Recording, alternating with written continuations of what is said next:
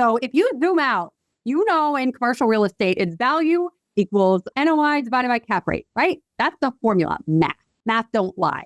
If you're going to buy at a 4 cap, you're basically saying that you're willing to pay $25 for $1 of that NOI. $1 cash flow costs you $25, right? Hello, you're listening to Ready, Set, Go Real Estate Investing Podcast, presented by Brandon Elliott. This show will be going over all aspects of real estate investing and is intended to educate, motivate, and prepare you to take action on your first or next real estate investment. For more information, please visit BrandonElliottInvestments.com. Thank you for listening and enjoy.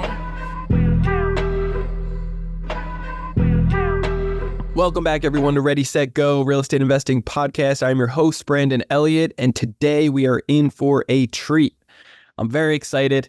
Mandy has been in the real estate game for a little bit now, and originally getting started back in 2015, 2016, really focusing on multifamily. Her first deal, fourplex. She's done many since then, and really her bread and butter is right within that 20 to 50 unit sweet spot range. And we're going to talk about forever money today, which I really like. I love forever money. Who doesn't? Mailbox money. At this moment, she's got over 373 doors in collective with investors and so forth, and just a ton of experience. We could talk about car washes. We could talk about doing some 1031 exchanges with her and so much more. But I really can't wait to hear more about your story, Mandy, and exactly the education. I know you're doing coaching now and helping out so many more people the last several years, which is incredible. It's really needed. There's not enough women out there, in my opinion, that are being very vocal and blunt and helping out others. So I'm very thankful that we have your time today. So how are you? I'm so excited to be here. I'm so excited. The Christmas season when you've got little kids is like the absolute best. It's like the season everywhere. Like this is why you have kids, Brandon. Yeah. This right now is why you have kids. It makes so much sense. I love it. Talk to me. It's anybody that doesn't know who you are, where you're from, how many kids, and just a little bit more of your situation. Do you mind giving us that 30,000 foot view? Sure, of course. Mandy McAllister. I started my career. I did a master's in economics, worked on the floor of the Board of Trade for a hot minute, ended up transitioning into medical device sales. And actually, one of the ironies of the universe for me, Brandon, is I chose not to go to medical school because I didn't want to be on call. And then I ended up ascending the ladder of medical device sales such that I was on call for that friggin' job, right? It always comes back. It's so funny. Like the universe, just the thing I was avoiding, I actually got it. Anyway, so one of the big reasons I chose to lean into real estate and grow my portfolio there was because, at some point, you have more coming in than you need to spend to live your life, which was a real epiphany to me. And I was able to position myself to get to be the mom who helped out at my kid's Christmas party the other day, rather than the mom who needed to wait in the waiting room for Dr. So-and-so to come do this cardiac procedure, So there is a lot of freedom if you're willing to make a lot of choices. But, one thing you mentioned before we went live here when you were just on Facebook was if you're waiting, why are you waiting? Well, one thing that I did, Brandon, was I got interested in when I was 19 years old in 1999 in college. And I did jack with that idea because I did all the right things. I needed to buy my house first. I needed to get the master's degree and live in the cool neighborhood of Chicago. And I was so cool. But I didn't move further. I didn't move forward in a way that I could with this investing stuff that fed me until I was 35. So if you're waiting, it's never going to be perfect. What are you waiting for? That's so good. Did you have any friends, family members that were actually doing real estate at the time, or why real estate for you? I know that there was kind of like a student housing situation and you got excited for that and saw you went after 4 units, which on your first one, many people just start off with something smaller, right? So why? So originally, both my parents are self-employed. My dad's a farmer. My mom owned a manufacturing business. So like it's always kind of been in my bones that I want to do something on my own, Yeah. But that story that you're talking about, I was at a party at a friend's house. Like she lived off campus. She was explaining that her dad bought the house that we were standing on the porch of, and she rented out the rooms to our friends, and she got to keep the money. It was the best idea I'd ever heard. Yeah. Right. So, and I just say, I really feel like, when it comes to farming, Like and people need things to eat all the time. That will always be something that's needed. This idea of like 30,000 foot view, Maslow's hierarchy of needs, you always need a roof over your head. You can live your entire life and never own a Bitcoin. You can live your entire life without a stock certificate, but you need a roof over your head. So that really resonated with, I can touch it, feel it, understand it in a bigger way than, paper investment. I think that. What did you do with that first deal? And then when was your next one after that? Sure. So I like to solve problems by backing into them. And I like to make little bets to start. And it's something I still do to this day, but it took me way too long to make that first. So I realized that Chicago, where I live, sucks for a lot of reasons. It's blue state. It's, I don't trust our government. We tax too much. Like it's a whole thing, right? However, I wanted to buy something that was close enough that I could get to, right? So in 2015, when I was actually pregnant with my son, I dug totally into, well, kids are going to keep going to college, right? So what are the in my backyard colleges that I could potentially buy in a smaller town? Well, that was either Champaign-Urbana, which is about 2 hours away, University of Illinois, Eastern Illinois University, which is in Charleston, Northern, which is in DeKalb, and then Illinois State, which is in Bloomington. Well, I realized anything Big Ten, you kind of get priced out real quick. Like the institutional money chases that. So sorry, University of Illinois. Then there was threats of Eastern closing at that time. So sorry, Eastern Illinois. Now I've got two. I'm just focused on two. It's so much easier to approach something when you apply limiting factors. At that same time that I was looking, Illinois State was the only growing student base in the entire state of Illinois, and they were tearing down a dorm. So that became a no-brainer. I talked to a couple of property managers and really vibed with one, and they helped me find a fourplex. They gave me the advice to go into a fourplex. But then the minute that I realized, oh my gosh, one transaction and I've got 4 renters, it feels so much safer because I got more bodies paying my money. That really is what helped me get bit by the bug of small multis. I love it. And then so over the years, you started picking up some properties, obviously. What does that look like for you? You focused on your sweet spot. A lot of people like to go after 70, 100 unit or 100 doors or more, just because you can start affording to actually, take down these properties and handle the management, right? To systemize things. You like to focus on 20 to 50 units. That's kind of like the sweet spot, a lot of kind of untouched. What's the reason for that? So the syndicator gurus, they'll absolutely push you towards 100 units and more. And there is truth to that, because I'll tell you, like the next transaction after that 4 was a 6. And I still own that 6 to this day. And it is the most profitable, but it's also the most headaches. Yeah. My gosh. I've got some really hilarious stories there if we get to it. But if you get to it's not necessarily the 100 doors that makes it magical and now you can afford property management, because you could have a $400 rent on 100 doors and not be able to afford property management, or you could have a $3,000 rent on an 8-plex and be able to afford someone full time, right? So it's really how many dollars do you have coming in that absolutely makes the difference. Well, what I found in the acquisition of a 38 and a 53, like that's kind of my favorite little couple of deals that I've done.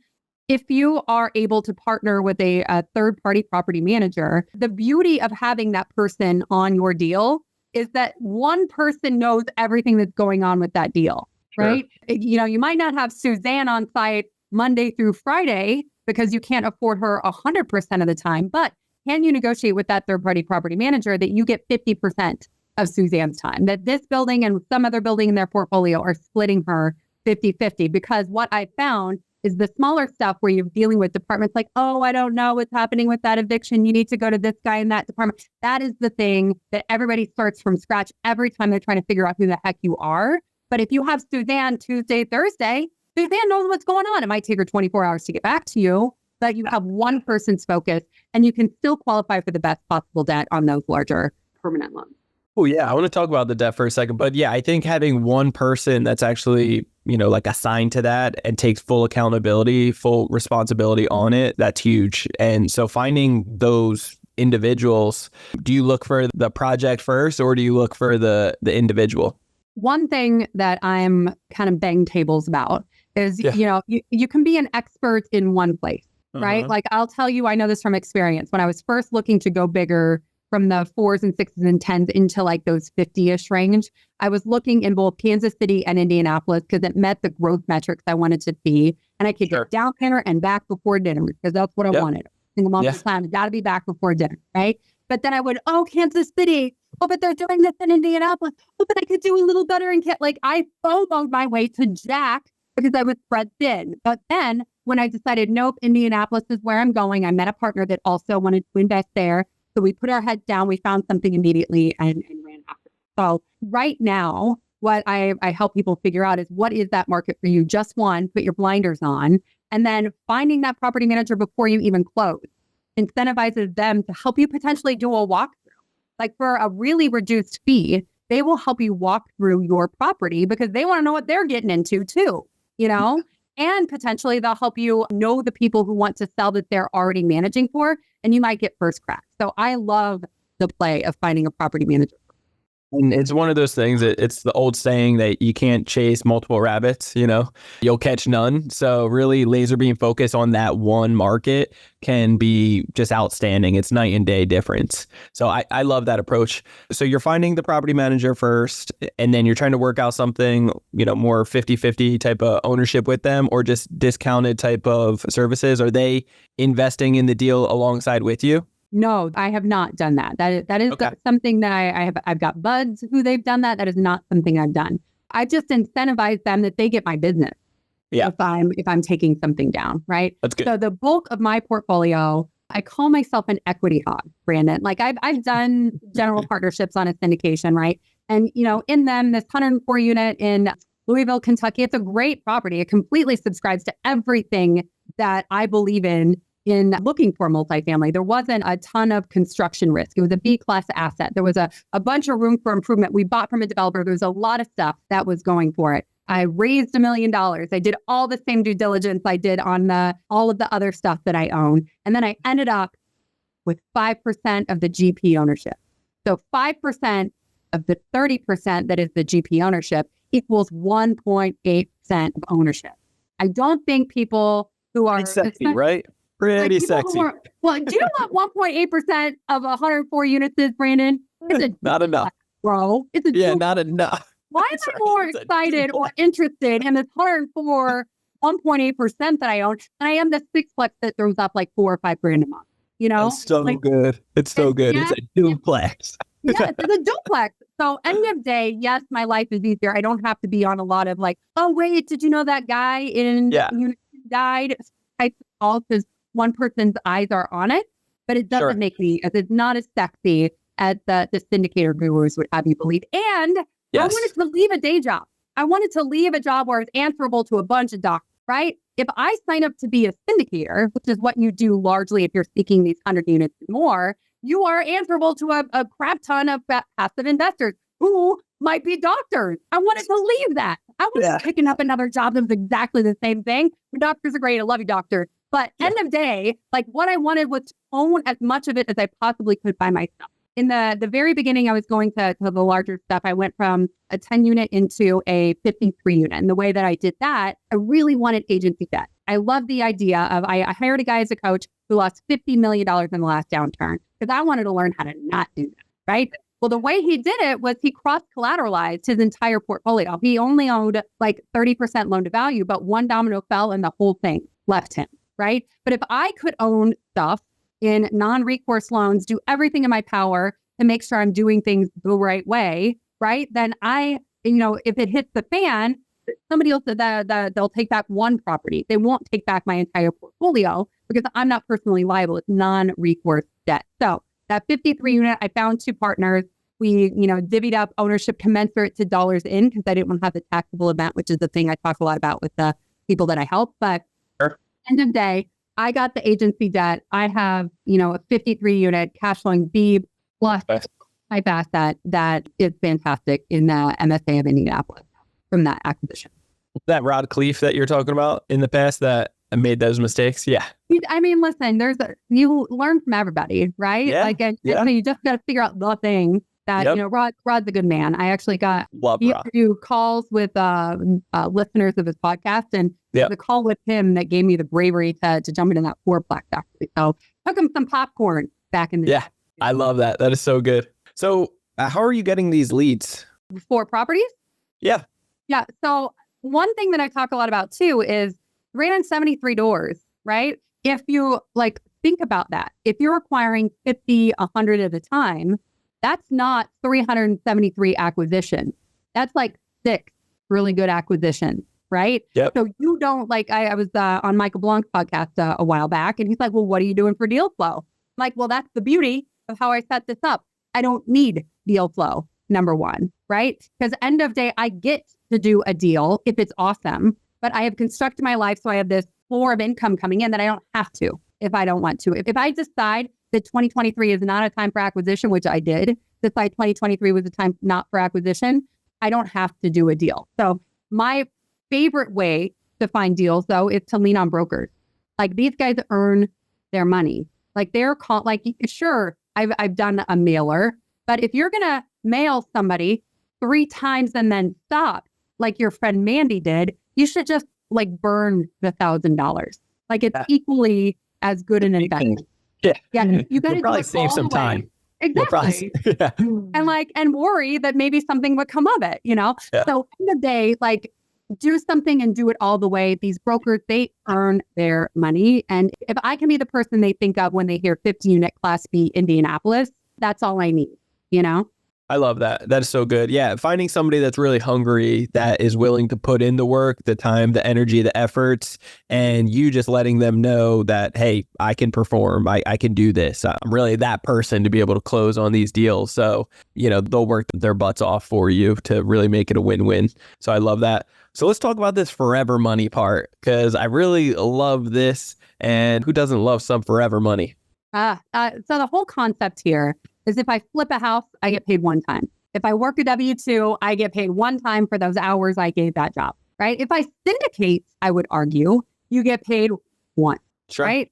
So end of day, if you're going to do something for one-time money, like that syndication or that flipping that house, if you spend that money, you've eaten the golden goose, right? But if you can set that golden goose up to own something for the long term that's going to pay you every single month, that is how you get paid forever. If you can figure out what your floor of income is, and actually something that when I was coming up, it was in multifamily, I was really the only one who I knew that looked at things the way I did, that I want to own the lion's share of it versus the syndicators. And I asked this guy he was also in medical device, so we earned a pretty nice living, very similar living. And I'm like, what do you need to know? What do you need to see to be willing to leave your W-2? And he's like, oh, all I got to do is this deal and then that deal, and I get that acquisition fee and that disposition fee. And then all I got to do is 4 deals a year. And I'm like, what happened if you don't find 4 deals worth doing? Are you going to do crappy deals? Are you prepared to not feed your kids? What's the backup plan? Well, end of the day, that moment is where I realized I wanted to build this floor of income. And in order to figure out what that floor was for me, I borrowed some ideas from Tony Robbins' book, Money Master the Game, and made a little calculator that's for free on my website, mandymcallister.com. You can download it there, help you figure out what you need to reach varying levels of financial freedom, so that you can, that is your forever money, right? And then if you decide you want to go do something for one-time money, then awesome. Do it with express purpose that you're going to throw it into a forever money bucket as soon as you can.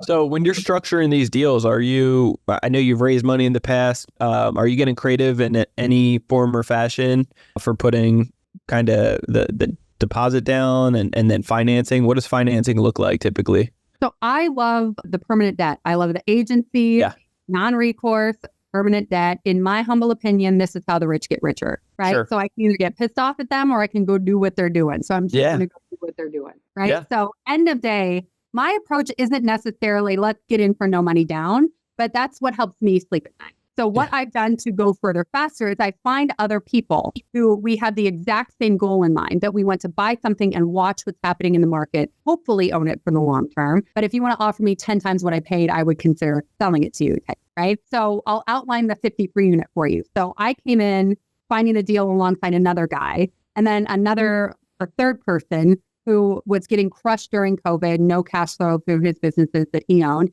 He had a bunch of his problem was he had a lot of capital to play. My problem was I needed some capital, right? Yeah. There's always someone with a different problem than yours. You just need to go find that person. So I was super clear on my compelling goal of buying a Class B 50-ish unit agency debt, something that I could rent for the long term because of these metrics of growth in Indianapolis, then the guy with all the money heard this and he's like, that sounds great. Let's go do it. Right. So the two of us that were selling this message to the rich guy, he was all in. So we did a 10%, 10%, 80% split. And we get, a bit of, we're all active in the deal. It's very important. Everybody's active in the deal to call it a joint venture because it is actually a joint venture and not a syndication. So we all attend calls, but I hustle a little more because I go look at the property in Indianapolis more frequently than the super rich guy. Yeah, smart. I love it. So being very clear and precise on exactly what you're looking for, exactly what you need. You're almost manifesting it by just letting people also know exactly what you want. But I think a lot of people mess this part up by not being clear, by not having the coach in place to really give them that structure of like, hey, let's backtrack. What do you want? What's the floor look like? How do we get there? And if you're not clear on it, then how do you expect this to just happen? You gotta, this isn't gambling here. Well, I'll tell you, that is one, you just described exactly what my goal is with the people that I get to work, right? Sure. I am nothing special. You can absolutely make these decisions without me, but here's what we do. We say you got to have one market so that you can get really clear. You got to start applying your limiting factors. If you have $100,000 in the bank, great. Let's know that you probably by yourself can't go buy a $10 million property. Let's look at the properties that you can buy, whatever type of debt you're looking for. That really matters. Knowing how to play that hand and get that information, at the end of the time that I get to work with somebody, they should and can concisely say, I'm looking for a 10-unit pitched roof, this zip code, brick building. And then immediately, because you know what you're looking for, you find 3. And then you can buy 1, but if you're just looking for a deal, I don't know, I'll just take any deal. Just anything. Just anything. Well, then think about, it's like saying to your grandma, here's the analogy. I love analogy. Here's the analogy that I say on this one. So if you tell your grandma, I want a sweater for Christmas, and then Christmas Day, you get like a sweater vest with a donkey and a pom-pom, grandma delivered. You told the universe what you wanted and she delivered, right? If you said to grandma, I want dark gray, cable knit, J. Crew, size medium. If you get really granular and specific, then grandma's going to figure out a much better sense of what it is you want, and you're going to get something closer to you want. It's not different in when you're looking for property. That's so funny. It's so true though. It is, and it's needed. I love how you explain things. It's so good. Mandy, talk to me about, the car wash situation. You mentioned too in the beginning that maybe when we were off actually line, but cap rates being below interest rates right now, obviously it's not the most sexiest thing in the world to jump into big multifamily at the point. So what does that look like for somebody that focuses on that type of space? You're pivoting a little bit. What does that look like? So I realized that the market wasn't giving me the thing that I wanted to buy. My end game now and forever and always, amen, is going to be these 50-ish unit properties on agency debt. That is the hustle that I'm going to do to build my generational wealth. However, if you're going to buy at a cap rate that is below your interest rate, you're going to lose money every damn month. You cannot do that. So let's zoom out. I think the brilliance of thought happens when you apply simplicity, right? So this thinking time, if you haven't read The World Less Stupid by Keith Cunningham, pick it up. It's the best, this thinking time. So if you zoom out, in commercial real estate, it's value equals NOI divided by cap rate, right? That's the formula. Math don't lie. If you're going to buy at a 4 cap, you're basically saying that you're willing to pay $25 for $1 of that NOI. $1 cash flow costs you $25, right? One of the things that was all the rage in GoBundance Women, because that doesn't necessarily work, was looking at businesses. So you buy on a multiple of EBITDA, earnings before interest, depreciation, taxes, and amortization. Basically, I get that it's not exactly the same, but think of that also kind of like cash flow, right? Mm-hmm. So if I'm going to buy a car wash, it's going to cost me $3 for $1 of cash flow instead of $25 for $1 of cash flow. So if I apply this kind of mechanism of thought that I sometimes will do a one-time money thing in order to throw it into a forever money bucket. If I buy cash flow at $3 for $1 of cash flow, knowing that that's the thing that works right now, not the 4 cap property at a 7% borrowing rate, right? Then when the deal comes about, I'm going to have a lot of hopefully powder dry. Because the example of the super rich guy from that 53 unit, my paycheck is like $1,500 2,000 a month, right? His is like 15,000, right? So if I can figure out a way to come up with a pile of cash to throw into something big, then that is the ultimate win and exactly how I'm constructing my investing life. I like that. So for right now, you've kind of pivoted and you're doing more car wash and value add and really, did you tell me in the past that you 1031'd a car wash or was that a real estate property? So, a 1031 exchange is a like-kind exchange. So you can exchange one investment property for another investment property. So I had a building that has a big old long story behind it, but long story short, it had appreciated $100,000 in a few years. Well, I was selling it and I didn't want that tax burden. Good problem to have, right? So it was an investment property. I can go buy another investment property. I wanted a car wash. Well, what I did is I put that, I kind of constructed out that acquisition of that car wash into two different transactions, one for the real estate only, and then one for the business. So this was a couple happy accidents, right? So I had this $100,000. I made that my down payment for the building. And now I can borrow a bunch of money from the bank that has helped me flip houses and do that stuff before because they know me, they like me, they trust me, on a 30-year amortization. What? If you're going to borrow for an SBA loan, not only have I found you can get that money and it's great and it's wonderful. And lots of people talk about trying to buy businesses with absolutely nothing out of pocket. That's great. You can go after it. However, I have found that the fees are kind of prohibitive and you only get up to a 10-year amortization. So that slice cuts into your cash flow in a real big way when you're building your business. So 30-year am, and then I just paid, I paid $75,000 for the business, kind of a nominal fee for the business that cash flowed, twice that per year. So love that. Yeah. Yeah, that's incredible. And then going back to you, I think before you told me that you actually got screwed over by somebody on a real estate property, and then you bought a property for 45 grand. Yeah. So trust but verify. A guy I went to church with wanted to do this big deal. I said, let's do the small deal first. I went through all of the paperwork and thought I had done all of the right things, made the LLC get drawn up such that I got the first money back that happened. Anyway, long story short, I gave him the money. He never bought the property. And then I'm like, my identity of I'm a real estate investor. That is how I'm structuring my life. I have made this, who do I think I am? That huge space of how do you make that big a mistake? Right. And then wait, he never bought those properties. I have liquidity and I can go buy those properties. So that's exactly what I did. And then I ended up getting that money back because I had appreciation that I was able to afford. So, long story short, when you start to question your own identity because of a mistake, going to a lot of Tony Robbins type events, somebody stole $1 million from Tony.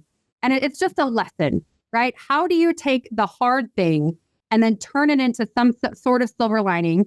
I was able to buy those properties and kind of get that money back. And now I've 1031 that into something that will be a tremendous cash flowing opportunity for 2024. That's so good. It really is. And there's levels to it, right?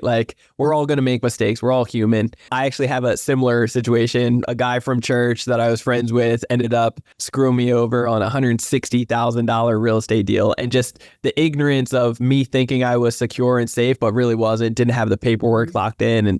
And so, it just kept on getting delayed. He's in jail now for doing this to a bunch of people. And then secondly, there's something special behind, I got a check for $160,000 for something different that no time, no energy involved, and it just comes back. And so now I always say to myself, wow, that was that $160,000 mistake that I made. Can't wait till I get to the $1 million mistake. And I just hope nobody else is in my way. Right. So, Alex Hormozy said something that I loved. I don't know if you follow Alex and Layla Hormozy. I adore them. They're keepers. That they look at business it's brilliant. But he said something that really resonated with me. If you want to make $100,000, you got to be willing to risk that $10,000. If you want to make $1 million, you got to risk $100,000. If you want to make $10 million, you got to risk $1 million. Be willing to lose that $1 million. And yes, I learned, I'm going to tell you and anybody listening to absolutely run a background search and Google the person, because I would have known this guy was a creep if I would have just Googled him. But end of day, it gave me a lot of courage and bravery because I know that guy is way less smart than me. And he was supposedly killing it in real estate. So I think that gave me a lot of courage to jump into leaving my W-2 because I knew that I knew what I was doing. The blessing in disguise. And it's one of those things that you won't make that mistake again. And it's just taking you to the next level. So anybody that's ever scared or, investing in themselves or find that tough season, I think it's just a testament to this too shall pass. And at the end of the day, there's a blessing that we all have to learn from in the middle of it. And it sucks at the time by all means, but it is definitely, it will get better. And it's a choice, right? Yes. Like I could have been right. I could have been right. And like, you're right. I shouldn't be a real estate investor and stayed in my pajamas and in my bed like it was for a solid couple weeks, or I could have chosen to look at it in a different way. Like that's the whole mindset ninja-y thing I talk about sometimes. You can always reframe. You can always find that silver. I love that. Mandy, I love your energy so much. I love how you've gone through so much. You've learned so much. And now the last several years, you've been helping out a ton of people along the way and coaching them. Do you mind just shedding some light on that for a second, just in case if any of the listeners are like falling in love with you and say, hey, I got to reach out and try to get my missing pieces put in place? Yeah, I like her joke. Let's talk. Yeah. Well, I see this path. Or if you can just apply, if you can pick a couple of things, if you can make a couple decisions and put on your blinders, you don't have to do 300 transactions to leave a W-2 in Thank God. With multifamily. Like if you do 3, 4, 5 of the right kind that cash flow enough and you know what that number is and you can't hit a fuzzy target. So the only thing that we do, and whether or not you work with me, the thing that will get you further faster is making that target crystal clear. What are you shooting for? What are you going for in terms of property? How much money do you need in cash flow to be willing to leave your W-2, right? If you figure those things out, which is what we do in our 6 months working together in small cohorts, so you'll be able to go further, faster, and hit that cash flow goal in a time that you thought would never be possible. Because I did it. I couldn't agree more. I think every single person out there just needs, if they get 3 good properties, it can change your life it could get you to that position that you can feel comfortable, leave whatever is driving you crazy over here, go all into, really trusting in yourself for a better, brighter future that you are excited to be a part of. I want to say something on that too, because I've seen a lot of people. I feel like it's about around 100. I should actually get a real count on it. Right at 100 people that I've had a chance to help to date. And the ones that are able to hit that number that they saw, right? Like it's so easy to kick a can down the road, right? Yeah. If you've got real good at a W-2 and you've got velvet handcuffs, and it's real easy to say, oh yeah, that's nice. I'm going to take this 10,000 and the 15,000 I have coming in for my W-2 and I'm going to keep on going. Well, if what you want is to actually move into self-employment, I'm going to encourage you to treat it like it's an experiment, right? If you think that you could find another job, because I was in sales, right? I knew I could make 3 phone calls to the people that I had built relationships with and find a sales job in like a week if I needed to, right? So I decided that today I'm going to leave my W-2. In 12 months, it's the end of the experiment. I'm going to reassess how I feel. And either on that day 365, I decide to go make one of those phone calls and get a job in a week, or I keep doing what I'm doing. And now I'm like 2.5 years in, and I couldn't imagine all of the opportunity that I've had an opportunity to see through because I clouded myself with that W-2. So I'm here to tell you, you can treat it like an experiment and you'll go further than you ever dreamed. So good. Yeah, I wish I would have done that in the past. I got way too, I made it more complicated. I kept on dragging my feet and it made more sense. I had more real estate, but still holding a day job than, and just wasting all the hours in the day job, not wanting to be there, taking real estate calls while I'm there. It was messy. I had to get fired before I actually decided and losing real estate professional status, if you haven't Google this, if you're listening and you don't know anything about it, especially if you're a realtor who's investing in real estate, right? Sure. Like if you are not taking real estate professional status, the depreciation change that you can take is friggin' mind blowing. And a thing that I just learned in this process too, the real estate of a car wash, Brandon, is 100% depreciable year 1 without a cost segregation study. So talk about a happy accident. Yeah. That is amazing. I need to get one of those. That sounds good. That would be really helpful right now. Well, I love this, Mandy. I appreciate your time today. You just gave almost an hour to me and all the listeners. Anything that we could do to give back to you? Well, if they're, Go Abundance Women is something that I have the opportunity to lead. If you are a woman who is interested in, growth in all ways, follow us on Facebook, follow me on Instagram, official Mandy McAllister, and let me know the type of stuff that's interesting. Because also, I mentioned this, I have the opportunity to do a web series on Bigger Pockets about this car wash. So if there's something specific you want to know about, I'm looking for ideas. So let me know. Love it. I love it. Awesome. Well, guys, you definitely want to reach out to Mandy. She is a ball of energy, but also a ton of just excellent experience to really be able to help guide you and make sure that you are getting that forever money. I like that. So by all means, reach out to her. And then if you want to get a hold of me, you can always do so on Instagram. It's Brandon Elliott Investments. On Instagram too, we have Credit Counsel Elite. So check that out. Otherwise, Facebook.com/Brandon Elliott Investor. And then if you haven't already taken a look at our website for Credit Counsel Elite, what are you waiting for? You can get a second opinion today and jump on a call with us after watching a quick 10-minute video that will explain exactly how we are teaching you business owners how to be able to get up to $500,000 every 6 months at 0% interest, a bunch of stacks of cards like this, and then liquidate it into cash so that you can use it for real estate for the next 18 months, 0% interest. So by all means, take a look at that. If you have any questions, just jump on that call to get a second opinion today. And if you haven't already, hit that subscribe button to get the newest notification every Monday. That's what you're going to want to do. And then leave that 5-star review. Greatly appreciate all the love, all the support. Mandy, you are amazing. Appreciate you. And I'll catch you guys on the next episode. Till next time, guys. God bless. This has been another episode of Ready, Set, Go Real Estate Investing Podcast, brought to you by Brandon Elliott. For more information, please visit BrandonElliottInvestments.com. Also, please don't forget to like, share, and leave a comment below. Thanks again for joining. Until next time, God bless.